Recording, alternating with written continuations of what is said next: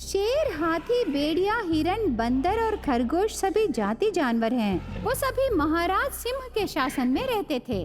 सिंह राजा उसके सुशासन में पशु जातियों को और अधिक संरक्षित करने के लिए बुद्धिमान हाथी को मंत्री बनाकर बहादुर शेर को सेनापति बनाता है।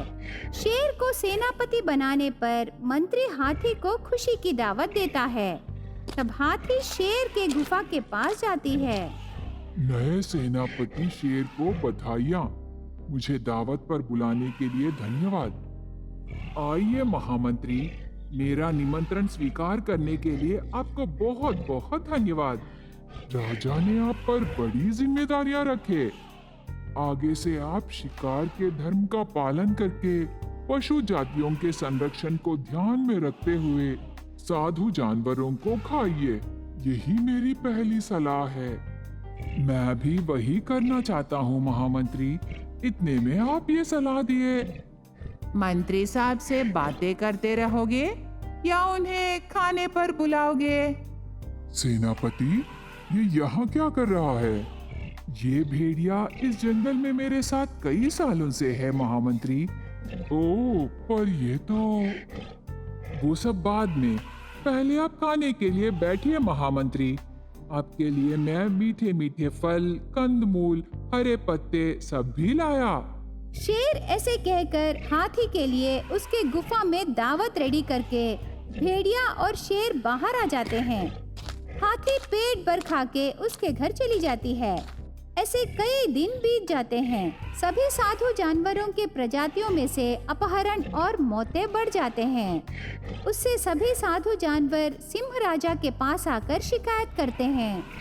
तब सिंह राजा हाथी से ऐसे पूछने लगा, इस जंगल में क्या हो रहा है?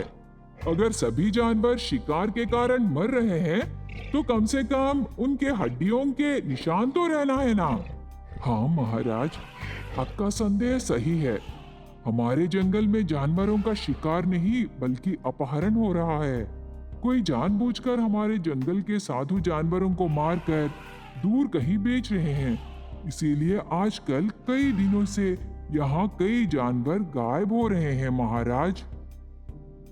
तो वो अपराधी कौन हो सकता है महामंत्री? हमें उसे तुरंत ढूंढना है। साधु जानवरों की प्रजाति को बचाना है। आप तुरंत इस सेनापति शेर की मदद से उस अपराधी को ढूंढकर इधर लाइए महामंत्री। ऐसे सिंह महाराज हाथी को आदेश देता है। तब हाथी पूरी बात शेर को बताकर दोनों मिलके अलग अलग दिशाओं में जाते हैं। लेकिन हाथी शेर से ये कहना भूल जाती है कि महाराज की आज्ञा है अपराधी को जिंदा पकड़ना। ये बात उसे तब याद आती है।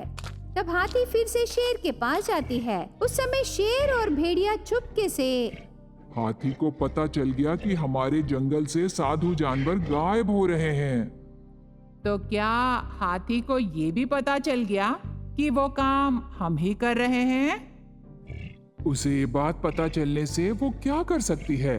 हमारे पीछे हमारे बिग बॉस है ना, सब वो ही देख लेंगे।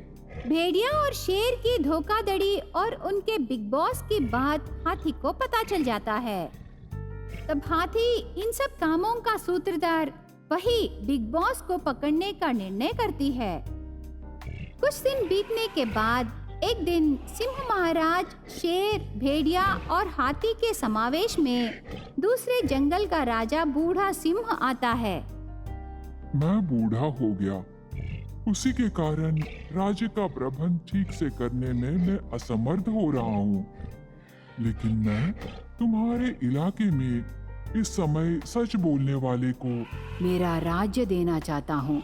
इसीलिए जो भी उनके गुप्त अपराध मेरे सामने रखोगे, मैं उन्हें मेरे जंगल का राजा बनाऊंगा, ऐसे कहता है।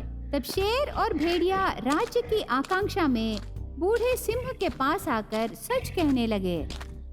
कई दिनों से मैं साधु जानवरों से प्यार से रहने का नाटक करके उन्हें मार रहा हूँ। यही मेरा अपराध है महाराज, मुझे राजा बनाइए। महाराज, मैं तो मेरी जादुई बातों से साधु जानवरों के लाशों को दूसरे जंगल को भेज रहा हूँ। यही मेरा अपराध है महाराज। आप मुझे राजा बनाइए। ऐसे भेड़िया और शेर एक के बाद एक उनके अपराध सामने रख देते हैं। तब सिंह राजा उन्हें हटाकर बूढ़े सिंह राजा के पास आकर ऐसे कहने लगा, हे राजा, ये दोनों मेरे कहने पर ये सब किए। मैं ही इनका बिग बॉस हूँ, इसीलिए मुझे आपके इलाके का राजा बनाइए। दोनों इलाकों का राजा मैं ही बनूंगा। ऐसे कहने पर हाथी को तब असली अपराधी कौन है पता चलता है।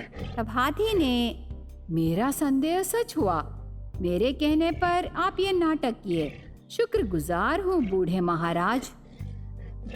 तब तीनों डर के वहां से भागने की कोशिश करते समय बूढ़ा सिंह तुरंत उन्हें रोककर ऐसे गलत काम करने पर उनसे बहुत लड़के मार डालता है और उस इलाके का महामंत्री हाथी को महाराज बनाकर वो वापस चला जाता है।